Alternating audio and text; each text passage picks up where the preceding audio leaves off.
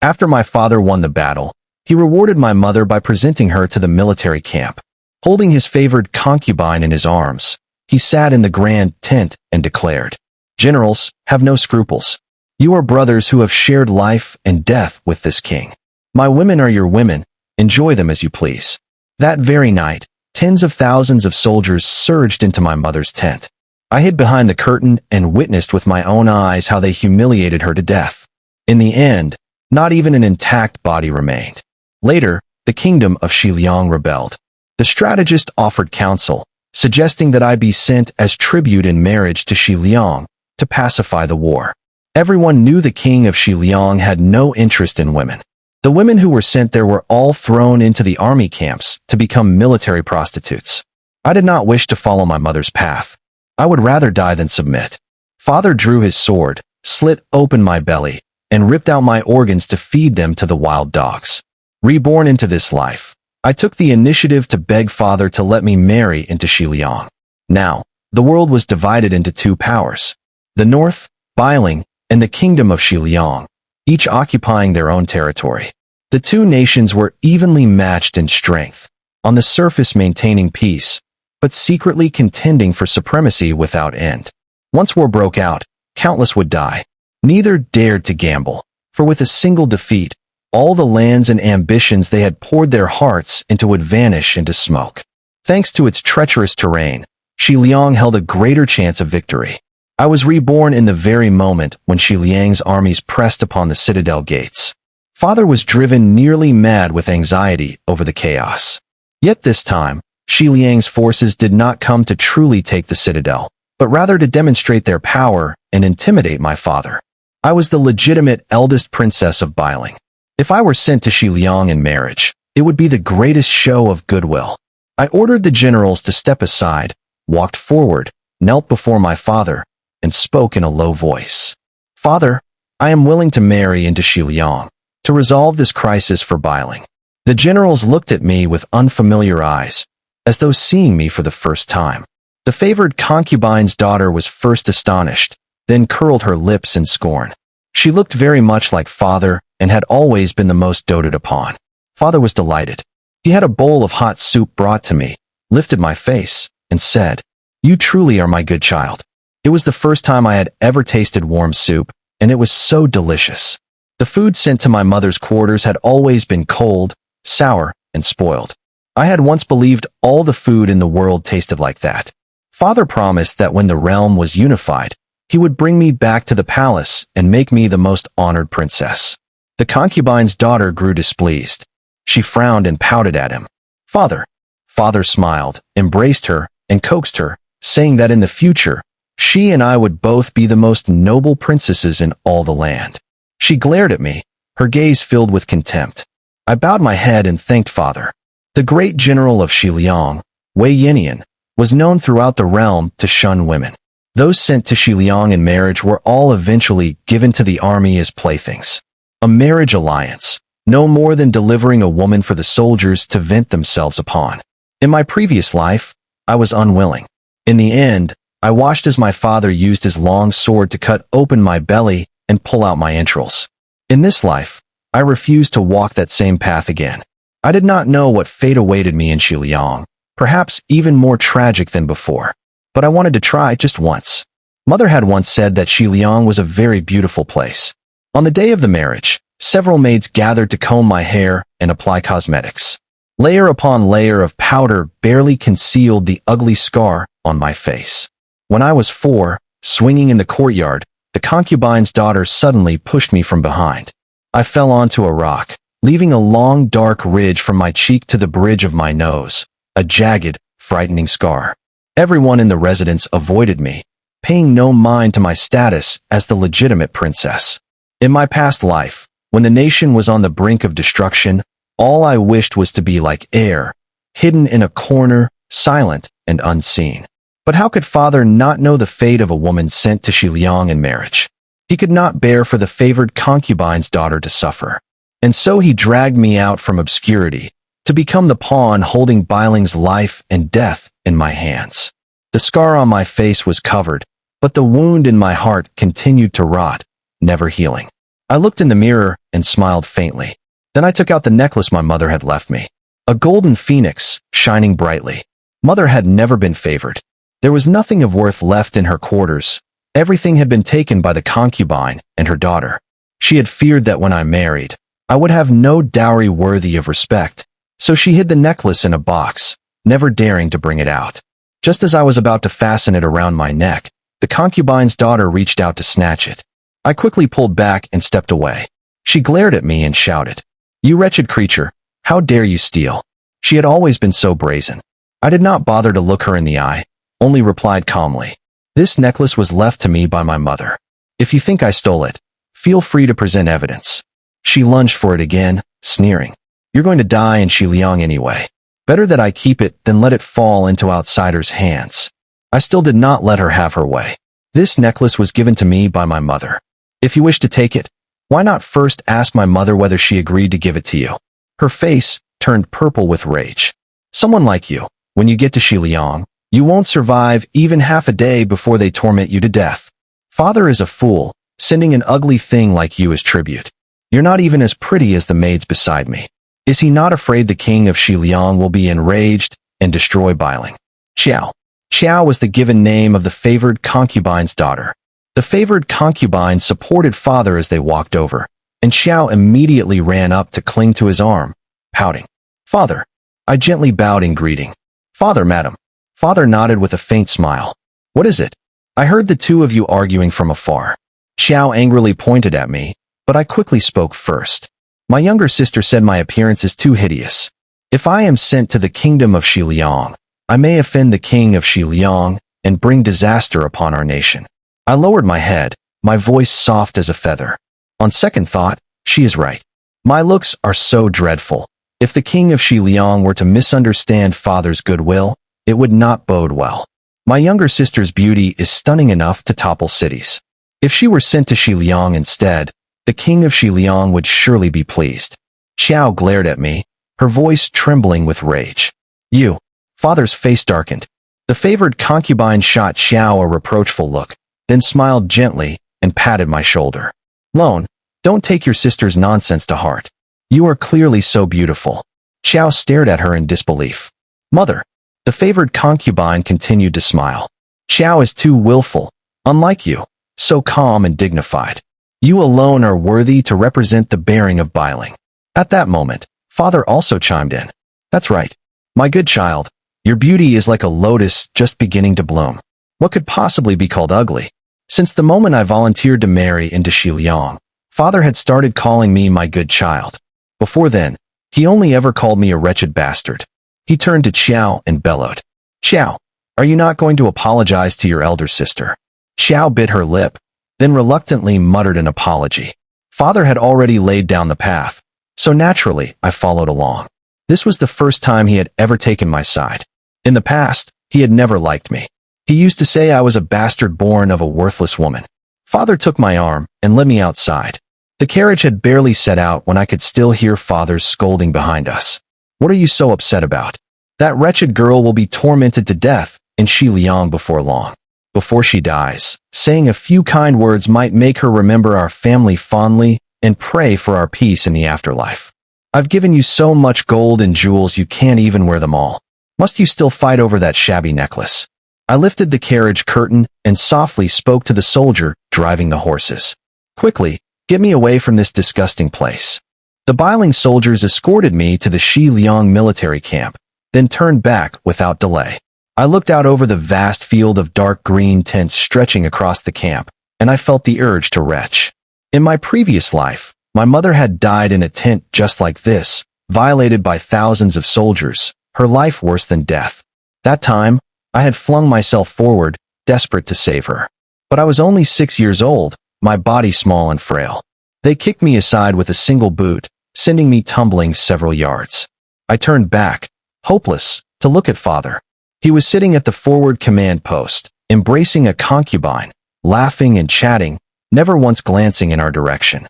After the soldiers had finally left, I crawled to my mother, wiped her body clean, and helped her into fresh clothes.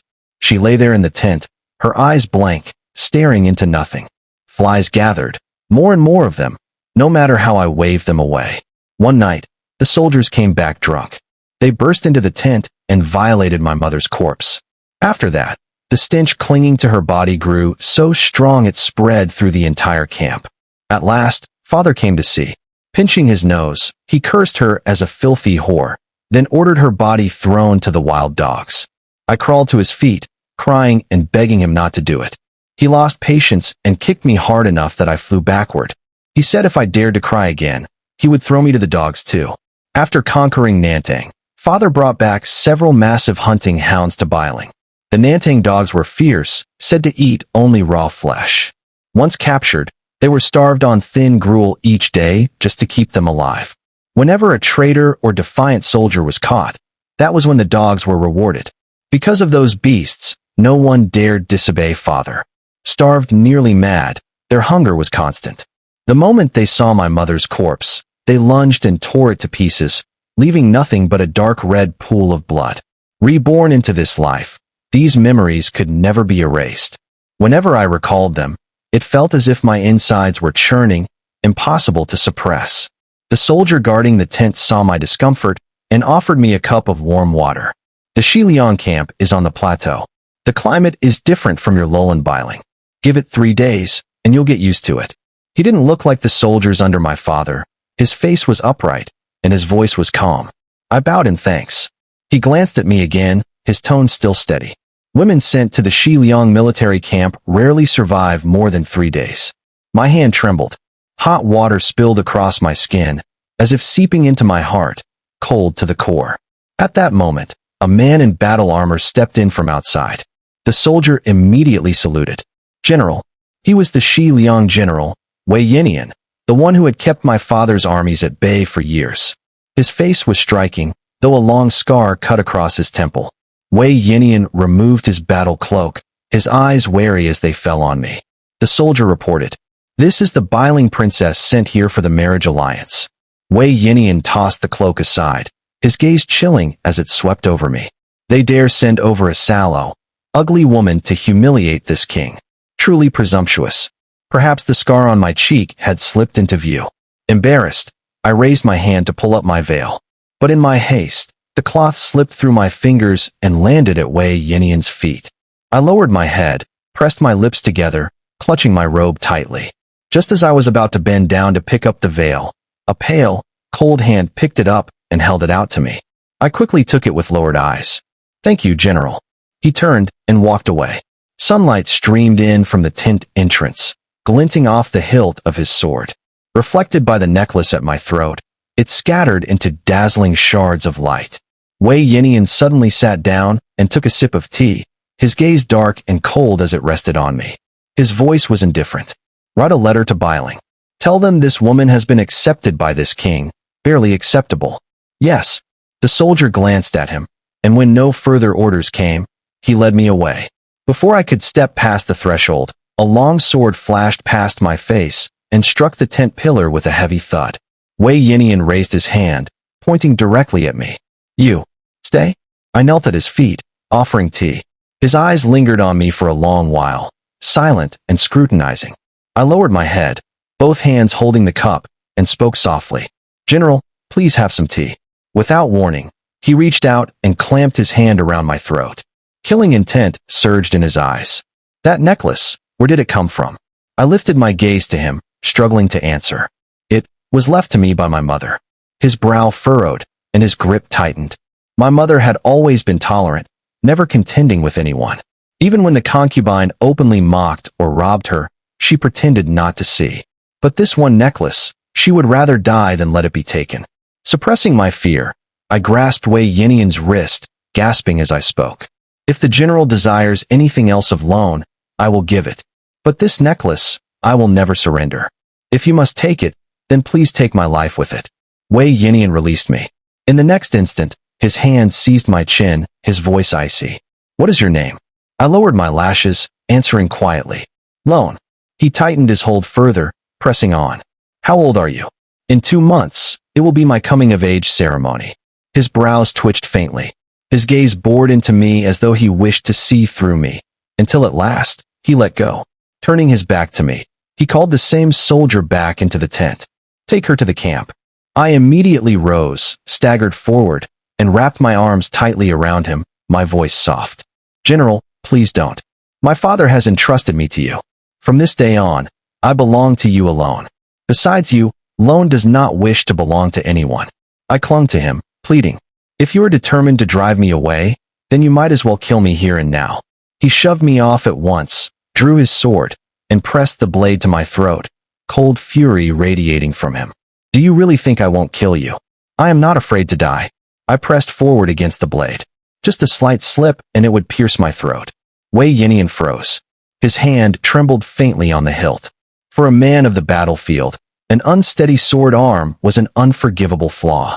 I took the chance to embrace him again, whispering in desperation. General, please don't send me away. His chest heaved violently. Then, suddenly, he gave a cold, low laugh. Exactly the same, no sense of self-preservation. My chance had come. Wei Yinian did not expel me. Instead, he arranged a small tent for me alone and even assigned a nurse to look after me. She said I was truly fortunate. Until now, every woman sent here was glanced at once and then handed over to the barracks. I was only the second ever allowed to remain in a separate tent. I sat before the mirror, combing my hair, and asked softly, who was the first? What did she look like? The nurse replied, she was a refugee. Years ago, just like you. She clung to the general and begged to stay. She studied my reflection for a while, then said, your features bear some resemblance to hers. I asked if she might be mistaken. She shook her head. That woman, she had no scar on her face. Once I was fully dressed, I entered Wei Yinian's tent. He immediately gathered up the documents on his table, his wary gaze sweeping over me. I stepped forward and offered a graceful curtsy. General, it is late. Allow me to serve you as you rest. His brows knit together. He lowered his head slightly, then, without warning, reached out and pulled me into his arms. My old nurse had once said, men are all creatures driven by desire. My mother had been a great beauty. In those days, father set fire to an entire citadel wall just to win her over. Yet in the end, she still met a wretched fate, because she was too dignified, never willing to flatter or please. I turned, sitting on Wei Yinian's lap, and awkwardly began to help him remove his armor, imitating how the concubine used to serve father. Suddenly, his hand clamped around my wrist. With his other hand, he searched my body, as though trying to find something hidden. When he found nothing, his eyes remained full of suspicion. Compared to father, he was far more handsome, but no less mistrustful. I lifted my gaze, my eyes full of helplessness, and let out a soft sigh. General, his expression shifted faintly. Then he picked me up and laid me on the bed. I lay there, rigid, unable to move as he pressed down over me. Facing what was about to happen, dread and terror seized my heart. He bent to kiss and bite at my neck. My veil slipped free under his hand. In the wavering candlelight, he suddenly lifted his head to look at me. As if realizing something all at once, the desire in his eyes vanished, replaced by cold clarity. He picked up the veil and silently draped it over my face again. Then he held me tightly, as if I were some precious thing snatched back from fate itself. That night, he seemed captivated by the necklace my mother had left me. He held it for hours, turning it over and over before finally letting it go. I pretended to sleep, but the cold touch of the necklace brushing my skin made me shiver involuntarily. Wei Yinian's hand tensed again. He drew me firmly into his arms and bent to kiss my forehead. And so, an entire night passed. By morning, word that I had spent the night in Wei Yinian's tent had already spread across the realm. They were all curious. What kind of appearance could possibly make Wei Yinian, who had always lived with a pure heart and few desires, finally waver? From that day on, every day Wei Yinian took his meals with me. When he wrote letters, he would have me kneel at his side to grind the ink. He spoke little, almost nothing at all, and was even more guarded with me, never once showing warmth. After that first night, Wei Yinian never again allowed me to stay in his tent overnight. The Shiliang camp provided everything carefully. I was fed and clothed so well that my complexion grew rosy and my skin smooth and fair, so different from the sallow, thin figure I had been when I first arrived. Yet the scar on my cheek remained stark and could not be erased. The nurse often said that if not for that scar, my beauty might have toppled kingdoms. But Wei Yinian never showed any sign of desire for me. More than once, my clothes were stripped away, but the moment he lifted his head and saw my face, he would shove me aside in disgust and bark. "Get out." He ordered that I was only permitted to wear pale-colored robes and never to remove my veil. Even when we shared a meal, the veil had to stay on. Each time we dined, there was always a dish of mung bean cakes on the table. I had eaten them only once, when I was 3 years old. Back then, my mother kept a rusted iron box, which only she could open with a length of wire. I once saw her take out a small packet, unwrap the oiled paper, and dip her fingertip into the powder, bringing it to her mouth before quickly hiding it again, as though afraid someone would see. I thought it must be something delicious, so I asked her to share it. She broke off a piece and gave it to me. It was not good at all, just a dry bit of flour that made my throat itch the moment I swallowed. Mother loved it. She said that when the mouth was bitter, tasting even a little would feel sweet.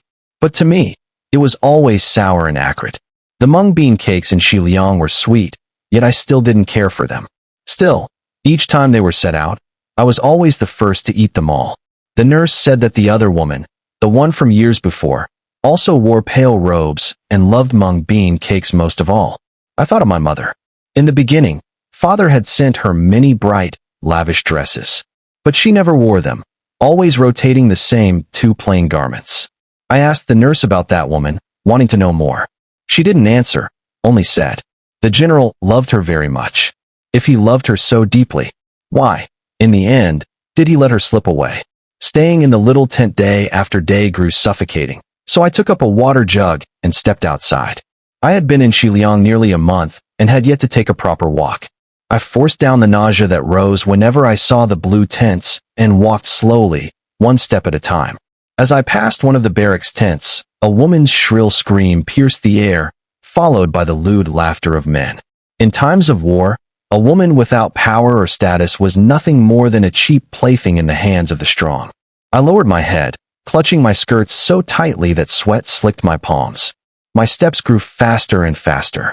A woman stumbled out of the tent, her hair disheveled, her clothes half torn, her eyes filled with terror. She hid behind me, her voice trembling as she pleaded over and over. "Help, help me." I remembered my mother. If, in those days, I had been able to save her, perhaps she would not have died so wretchedly.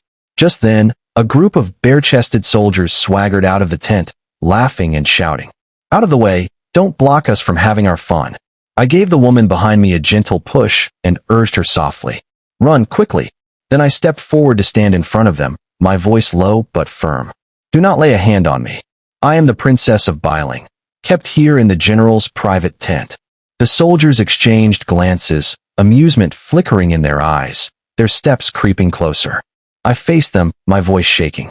"If the general learns you dared touch me, he will have you flayed alive and your bones ground to dust in front of the entire camp." But they didn't believe a word. With a shared look and a filthy laugh, they reached out to grope me. Panic seized me. I squeezed my eyes shut. At that moment, all their hands suddenly drew back. Voices boomed in unison. "General." Slowly, I opened my eyes.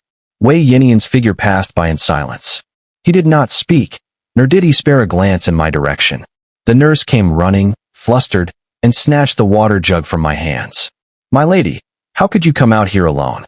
Fetching water is my duty." I followed her back, toward the little tent. As we walked, she kept muttering, "You mustn't wander on your own again.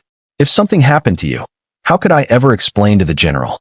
Just now, he was so furious with me. He said if I lost track of you another time, he would cut off my head on the spot." I only gave a soft yes. I knew I was nothing but a stand-in for someone else. Everyone knew it. Wei Yinian had once lost her. Now he was trying to make amends through me. Yet if he truly cared to protect me, why did the soldiers outside the tent still dare to treat me with such contempt? That night, in the haze of sleep, I felt someone untying my belt. The coarse stubble of his chin scraped my skin, making me jolt awake in horror. In the darkness, I saw clearly the vulgar, filthy face of the man who had tried to violate me in daylight. "Damn you, little Ren, ruining my fun." He ripped away my veil, one hand pawing at my clothes. "Disgusting, Bailing's princess, and this ugly." He shoved a pillow over my face. I struggled wildly, tears streaming, mouth open in a silent scream as I choked for air. My hands clawed at nothing, my legs kicking desperately. By chance, my foot struck something. He grunted in pain and let go. I broke free, bolting out of the tent as he staggered after me. All around, the camp rang with the pitiful cries of women being ravaged. Dizziness crashed over me, the world blurring. My legs gave out, and I sank to the ground. A shadow fell across my back. Terrified, I scrambled sideways. But the figure behind me did not move. A deep, cold voice rang out. "Princess, it's over." I turned my head. It was no longer the vile face from before, but a stern, righteous countenance. The soldier who had offered me water the first day I arrived. He was wearing battle armor, a long sword in hand, likely just returned from the front lines. My voice trembled as I thanked him. I dared not return to the little tent, nor did I know where else to go. Only one person came to mind. Wei Yinian. I begged the soldier to take me to the general. He shook his head. "It's late. The general has retired. It wouldn't be appropriate to disturb him." He escorted me back to my tent. All through the night, he stood at the entrance, not stepping away once. By dawn, the severed head of the soldier who had broken in was hanging from the crossbeam outside my tent. Wei Yinian never said a word out what had happened. He only informed me that today the soldiers would hold a hunting competition, and he wished to take me out for a ride to lift my spirits. Under countless curious stares, I rode with him on a single horse. He sat behind me, one arm around my waist as he held the reins. The wind lifted my veil, revealing the ugly scar on my cheek. Along the road, the whispers drifted past my ears. The Biling princess is truly hideous, yet the general pampers her so. Maybe she's holding something over him. Those eyes look exactly like her ladyship's. With the veil on, you can barely tell. The general must see her as a replacement. When we reached the hunting grounds, Wei Yinian and I sat together atop a raised platform. Below, the noblemen caressed their concubines kneeling at their feet, all casting strange looks my way. I paid them no mind, only watched the prey darting among the shrubs. Xiliang sat upon a plateau. There were few wild beasts, nothing like Biling. And the land that once teemed with game was Nantang, wiped out years ago. My mother was from Nantang. She once told me, "The people of Nantang value life above all else. We cannot bear to kill, even an ant." Yet in the end, she had been fed to the very hunting dogs of Nantang. The creatures she once protected had become targets for the soldiers' sport. A black rabbit flashed through the grass. An arrow pierced its belly, sending it tumbling. The archer reined in his horse before the platform. "General." Wei Yinian laughed heartily. "Yen, it seems you will win again today." The man bowed modestly. I was merely lucky. I recognized him. He was the one who had saved me last night. Wei Yinian's personal guard, named Wei Yin. Soon after, the soldiers scattered again, resuming the hunt. Wei Yinian and I sat watching from the high platform. Wei Yin loosed arrow after arrow, every shot a clean kill, the most skilled hunter on the field. Wei Yinian watched him intently, his eyes full of admiration. My own men. The more they kill, the more precise they become. Suddenly, Wei Yin turned. He lifted his bow, an arrow aimed straight at Wei Yinian. Wei Yinian's expression did not change. The bowstring thrummed. The arrow tore through the air toward him. I threw myself in front of him just in time. "General." I collapsed into his arms, breath ragged. Behind us, a hunting leopard bounded past, howling, its claws slicing the air. Wei Yinian pulled me close, shaking me violently, calling over and over, "Lone, Lone." Blood rose in my throat. With all my strength, I rasped a single word, broken and hoarse. "Father." Mother had once said Xiliang was a beautiful place. She was born to a distinguished family, raised under her grandfather's strict discipline to be a proper young lady. But when she met the Xiliang youth all those years ago, she defied her grandfather, climbing over the walls to find him. She told me that her days in Xiliang were the happiest of her life. There were no stifling rules, only carefree hours, sitting in the grass with that boy, their heads tilted toward the sky, speaking of the world. At that time, he had nothing. For a single box of mung bean cakes, he took a blade to his right temple, leaving a scar that never faded. He brushed the dust from the cakes with his sleeve, smiling brightly as he offered them to my mother. That smile, she said, was as warm as the morning sun, as clear as the autumn moon. Mother frowned and struck him, scolding that he risked his life for a mere box of cakes. If his face was scarred, he would no longer be handsome, and she would no longer love him. The boy burst into tears, while mother ate the cakes, laughing. Her grandfather could not sway her, and finally relented. He could not bear to see her suffer hardship beside the boy, so he brought him into their home and personally taught him everything he knew. The boy did not disappoint. He soon rose to become a commander without equal, conquering territory in her grandfather's name. As life grew better, he grew ever more accomplished, and his love for her only deepened.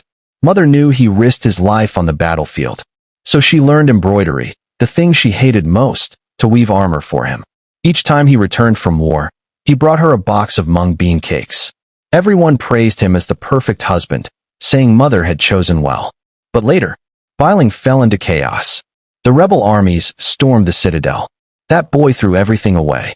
He abandoned the citadel and fled.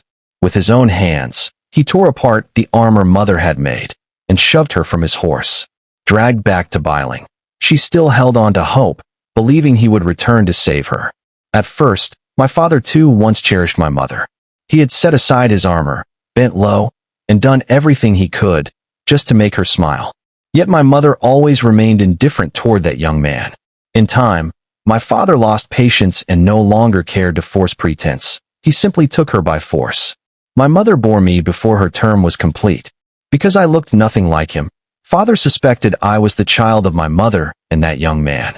From the moment I let out my first cry, he called me a bastard.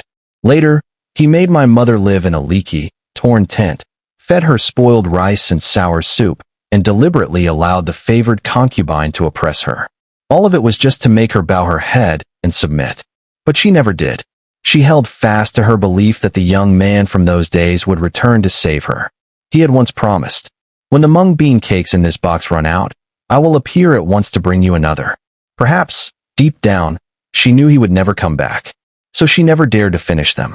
She only touched the cakes with her fingertip, tasting just enough to keep her hope alive. She feared that once they were gone, her hope would vanish with them. My awareness gradually returned. Dazed, I opened my eyes. Wei Yinian sat at the edge of the bed, gripping my hand tightly, his voice hoarse with panic as he called my name over and over. Lone. Lone bird. Lone Niao. The bird of peace, a symbol of love. Years ago, my mother and that young man had agreed. Their first child would be named Lone. Weakly, I tried to rise, reaching for my veil. He caught my hand, his gaze feverish and imploring. For a fleeting instant, I thought I glimpsed the shadow of that boy my mother once described, the one who carried the purest autumn moonlight into her life of dust. He pressed urgently. Lone, when you were struck by the arrow, what did you call me? I looked at him, paused, then whispered, Father. I told him everything my mother had suffered in Biling. I told him how she rejected my father's so-called favor to keep her dignity intact, and was given to the army to be defiled. How the soldiers never spared her, and how even after her death, her body was torn apart by Nantong's hunting dogs. At that, rage flooded Wei Yinian's face. He drew his sword and slashed apart the robes hanging by the tent, then threw back his head and howled, a cry thick with anguish. The pain of knowing everything, yet being powerless to change what had already been done. The fury, the regret, the remorse too deep to ever be cleansed. I continued, telling him how my father never once acknowledged me as his child. He called me a bastard, again and again questioning whether I was the sin my mother bore with another man. And I never knew whose blood truly flowed in my veins. I only knew I was born too early, and that my face looked only like hers. Wei Yinian drew me into his arms, his whole body trembling. His voice cracked, thick with grief. Lone, it was my fault. I came too late. Too late. So late that I had to live a whole other life. Just to meet you again. All my mother's years were spent waiting for a single person. The boy who once risked everything over a box of mung bean cakes. Every time she tasted a crumb, a little hope rekindled. But that boy had dreamed of becoming a great general. His heart set on conquest. How could he let such tender ties bind his steps? Wei Yinian decreed that from that day forward, no military brothel would exist within the camp. He awarded every woman who had been forced into the barracks a generous sum of silver to ease their departure. And he declared, from now on, any man who dared to mistreat a woman in this army, no matter who, would be executed without mercy. After that, He no longer forced me to wear a veil. He dropped all his wariness around me, even when conferring with his officials. Every time he returned from the front lines, he brought back rare and fresh gifts. Before long, my little tent was piled high with pearls, silks, fragrant spices, anything I could want. He ground ink for me himself, teaching me how to hold the brush and form each character. When we dined together, he watched closely to see which dishes I ate most. The next time, he would have the kitchen prepare them again. To outsiders, it looked as though Wei Yinian cherished me like a lover. But I knew. To him, I was a daughter by blood. All the remorse he could never offer my mother, he poured out onto me 100-fold. Word of his devotion spread across the land. The people of Xiliang whispered that I must be some demonic fox spirit, so hideous, yet able to bewitch Wei Yinian, a man once immune to desire. They were sure I had used some vile sorcery. One day, those rumors reached his ears. He had the tongue of the man who started them cut out on the spot. After that, everyone in Xiliang bowed low before me, not daring to utter another word. Because of the soldier who once broke into my tent, Wei Yinian could not rest easy. He feared something like that would happen again. He assigned Wei Yin, his most trusted guard and a master of martial arts, to keep watch outside my tent. That day at the hunting grounds, because his arrow had injured me, Wei Yin had been demoted. Now he served only as a night watchman. I lifted the curtain and saw him standing there, unswervingly vigilant. I asked, "Why did you help me that day?" Wei Yin stood straight as a spear and answered simply, "Protecting the princess is my duty. With your skill, you could have killed that leopard yourself. You didn't need Wei Yinian." If he hadn't raised his bow and aimed at Wei Yinian that day, I would never have been able to make Wei Yinian lower his guard toward me so completely. Wei Yin's expression did not waver. His voice remained steady and cold. "Princess, you overestimate me. My archery is still lacking. Causing you to be injured was a grave offense. I am grateful the general showed mercy and did not pursue it. Wei Yinian once told me that Wei Yin had been an orphan from Nantang whom he had taken in. In the past, Xiliang was nothing more than a barren outland belonging to Nantang. Now, it ruled over half the realm. Have you never thought of restoring Nantang?" I asked. "Are you truly content to bow your head forever beneath Xiliang?" "It is late. Princess should rest," he replied. I pulled the curtain down and left him only a faint remark. "They say the people of Nantang are proud and unyielding, preferring death to submission. But it seems you are no different from the rest." When my father heard that Wei Yinian favored me, he declared he wished to come to Xiliang to see me. Anyone with sense knew. He used the excuse of visiting his daughter only to spy and probe. Wei Yinian had always loathed my father to the marrow. The moment he learned he was coming, he drew his blade and snarled that he wanted to behead him at the gates. The court ministers all urged restraint, reminding him that my father was a cunning old fox whose biling forces were stronger than ever. If they clashed head-on, Xiliang might not have the advantage. I too urged him to be patient and wait for the right time. His eyes burned as he turned to me. "Don't you hate him?" "In my dreams, I wish I could kill him," I said. "But if you act rashly by force alone, it is nothing but courting death. If you wish to bring him down, you must use your wits. Then, Lone, do you have a plan?" I rose on my toes, leaned close to his ear, and whispered, "Just do as I say." Wei Yinian slowly slid his blade back into its sheath. His gaze lingered on me, shadowed and complicated. The next day, my father arrived at dawn, bringing several of his most trusted men. Wei Yinian personally led me out to greet them. At the sight of me, father stepped forward at once, his face painted with concern, his voice that of a loving parent. "My dear child, since you left, I have lain awake every night, worrying whether you had enough to eat and wear. Are you well here in Xiliang? Has anyone mistreated you?" I looked him in the eye and answered evenly. "Father, Xiliang is wonderful. The food here is fragrant and fresh, not like Biling, where everything stank of sour rot. And the rooms are warm and dry, not those drafty, broken huts in Biling." Some of the soldiers nearby exchanged glances. Their expressions shifted. My father's smile froze on his lips. He forced a nod. "Good, good." Wei Yinian stepped forward, smiling politely. "Please, honored father-in-law, come inside." He and I sat in the place of honor. My father sat below us.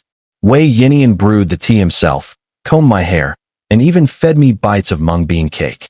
I played my part, gentle and affectionate, like a newlywed bride devoted to her husband. My father held the cup of tea the servants brought, his eyes on us as he smiled thinly. My thanks to the general for cherishing my daughter. Such favor must be a blessing she earned in a previous life. Wei Yinian took my hand, lacing his fingers with mine. Meeting her is the greatest fortune I could never have hoped for. Our eyes met, and we shared a quiet smile. Suddenly, outside the tent, a voice pleaded, shrill with terror. "Mercy, my lord. Mercy. I won't dare again." Wei Yin burst inside, dragging a man by the collar. "General." Wei Yinian flicked him an indifferent glance. "What is this commotion?" Wei Yin kicked the man to his knees. "This man dared to slander the princess behind her back," he said. Wei Yinian's eyes darkened. "Said what?" Wei Yin hesitated, glancing at me, then at my father. He bowed his head. "He said the princess is a shameless bastard, seducing a man old enough to be her father." He suspected. Wei Yinian's face turned black as ink. "Finish it." Wei Yin looked at my father again, then lowered his voice. He suspected she had once shared a bed with her own flesh-and-blood father. Outrageous. Wei Yinian hurled his teacup. It struck the floor and rolled across the tent, coming to a stop at my father's foot. His gaze was frigid, his voice glacial. "Drag him out and execute him. From this day on, if I hear any such slander of the princess, whoever it is, I will exterminate their entire clan." The man groveled, his forehead knocking against the floor over and over, babbling for mercy. I reached out to gently tug Wei Yinian's sleeve, trying to calm him, but his face remained as cold as stone, unmoved. The man was dragged out. Moments later, the swish of steel on flesh and the spray of blood echoed sharp and chilling outside. Silence settled over the tent. My father stared at the doorway, swallowing hard, unease flickering in his eyes. He looked as though he meant to call me by name, but for a moment could not recall it. In the end, he forced a stiff smile. "My dear child." I bowed my head. "Father." His gaze roamed the tent, then he stepped closer. "We are father and daughter, no need for pretense. I will speak plainly." "Yes, please." He clasped his hands behind his back, pacing slowly. "Even if the general dotes on you now, remember, your blood is Biling's blood. Whatever happens, you must stand by your father." I smiled softly. "Of course. You are the closest family I have in this world." He sighed, ambition gleaming in his eyes. "You know, I have always dreamed of uniting this land, of bringing Biling to glory. All these years, Shi Liang has stood in my way, a thorn in my throat I can neither swallow nor spit out." He tipped back his head and let out a long sigh. Then he trembled suddenly, hacking into his sleeve with a harsh, racking cough. I rose quickly to support him. "Father, tell me, what must I do to help you?" He pressed a hand to his chest, his face drawn in helpless weariness. "I have always been a compassionate man. Each time I go to war, seeing the fields littered with corpses, the stench of blood and flesh, my heart feels as though it's being carved apart." Father looked at me, hesitating a long while before he finally spoke. If Shi Liang could submit to Biling, there would be nothing greater. I helped him sit down and spread a map before him. "Father, this is the terrain of Shi Liang, along with the military tokens in their camp." His eyes widened, incredulous. "Wei Yinian has already told me," I said calmly. "Shi Liang and Biling are of one family. Now that he has married me, you are his honored father-in-law. By all reason, he should submit to us. But he feared your heart was still burdened with suspicion, so he asked me to reassure you in advance. Had you not come, he planned to ride to Biling himself to swear allegiance." Father gripped the tiger tally in his hand, his gaze wary and doubtful. "Is this true?" "Every word." Outside, a soldier called out. "The command token has been accepted." The man immediately dropped to his knees. "Your humble servant salutes the Grand General." At once, voices rose in unison beyond the tent. "Your humble servants salute the Grand General." Father stared at the scene, panic seizing his features. He stumbled forward, reaching to lift Wei Yinian to his feet. "Stand up, General Wei, there is no need for this." But Wei Yinian remained kneeling, his voice solemn. "My heart is set. I beg my honored father-in-law not to refuse." Father feigned hesitation, let out a long sigh, then finally nodded. "If it must be so, I will accept." Only then did Wei Yinian rise and bow respectfully. I will send Lone home with you first. In 3 days, I will bring my troops to Biling and pledge our submission. Back in Biling, I was no longer a silent shadow. From the highest halls to the lowest servants, everyone flattered and fawned. Father assigned me the grandest chambers in the residence, dozens of maids to serve me, and soldiers stationed day and night at my door. He came in smiling, and I laughed lightly. Father, you've arranged things so carefully, I almost thought I was under house arrest. He burst into loud laughter and waved his hand. My dear child, nonsense. You are my dearest treasure. Of course you must be protected. Then may your daughter take a walk outside. Of course. He personally led me out, an entire column of soldiers following behind. The concubine's daughter, who had always envied me, would surely be unable to stand seeing me return so resplendent. But today the household was strangely quiet. I asked, why don't I see Madam and my younger sister? It has been a long time. Father's expression darkened. That worthless whore and the useless child she bore, I had them thrown to the dogs guarding the walls. My steps slowed, rooted to the ground for a long moment. Once, he had adored them above all others. But in the end, they met the same fate as my mother. He patted my shoulder and spoke gravely. You are the one I value most. Do not ever disappoint me. I straightened my spine, answering evenly. You need not worry. On the day we had agreed upon, Father led me to the battlements to wait. Ranks of soldiers surrounded us, every passage sealed. Before noon, Wei Yinian arrived with his army, standing below the walls, calling up in a ringing voice. Honored father-in-law, I bring my troops to swear allegiance. Father ordered the gates opened. The moment they swung wide, killing intent flooded in. War cries split the air. Father stood unperturbed. He had clearly prepared for this. Soldiers behind me seized my arms, pinning me in place. His voice rang out cold and loud. Wei Yinian, if you dare make trouble, I will take her life this instant. Wei Yinian looked up at me. In his eyes, I saw a glint of murderous resolve. Without hesitation, he gave the order. Take the citadel. Biling was instantly drenched in blood. The clash of steel and the screams of the dying shook the heavens. I closed my eyes and began to count silently. 1, 2. Behind me, the soldiers restraining me fell, struck down by a storm of arrows. Hands pulled me out of the abyss. It was Wei Yin.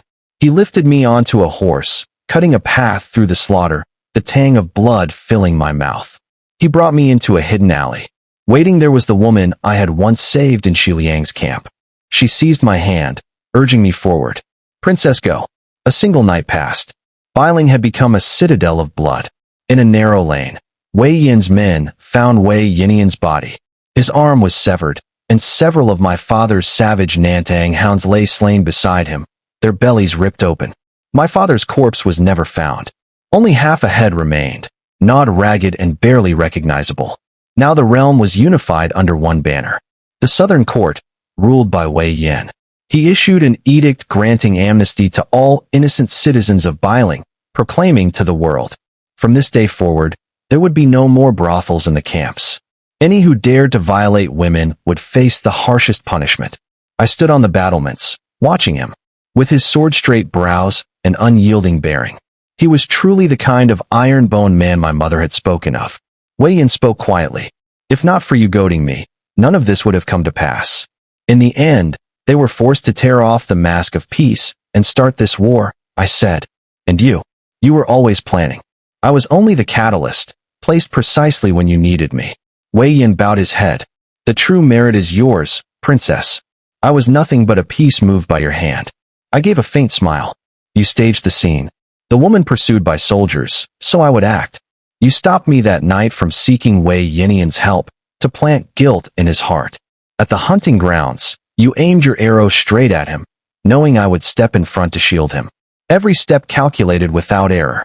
That arrow, it looked fatal, but it only grazed where it must, to stir the heart. The gossip that spread, that too was your doing, to drive Wei Yinian into killing and losing the people's trust. Because I saw it all clearly, I set the final trap, forcing him to attack Biling. My father was always suspicious. To make him drop his guard, we needed the perfect performance. The general, mad with love, risking everything to protect his wife. That alone would convince him. But you were too naive. My father never trusted anyone but himself. He saw the trap and walked into it willingly, because he had already resolved to kill and to die. When the snipe and the clam fought, the fisherman took all. I gambled that you would appear. Wei Yin bowed low. You are truly brilliant. I smiled faintly. I was never any princess. When you are useful, they lift you up like a precious jewel. When you are not, you are worth less than a roadside weed. In this world, no one has ever loved me unconditionally, except my mother. Wei Yin's voice was soft, almost a whisper. In Xiliang, he truly did treat you kindly. I shook my head. My gaze drifted far away. Perhaps, he once truly loved my mother. But faced with power, that love was worth nothing. Wei Yin ceded all of Xiliang to me, naming me the most honored princess of the southern court, granting me 8,000 households of land. I gathered the women who had once been scattered from Xiliang's camps. Together, we opened a tea house and bakery. We made mung bean cakes our specialty. Soon, merchants from every corner flocked to us. The streets filled with life again. As demand rose and supplies grew scarce, traders tried to raise the price. I climbed the citadel wall myself, hanging a sign with my own hands. Xiliang mung bean cakes, 3 coins per bag. The price will never rise. I would not let my mother, if she were ever born again, have to hide away for a single cake. From now on, she could have as many as she wished. Wei Yin worried the treasury would run dry. Every month, he sent gold and silver from the capital to Xiliang. When the ghost festival came, the gates of the underworld opened.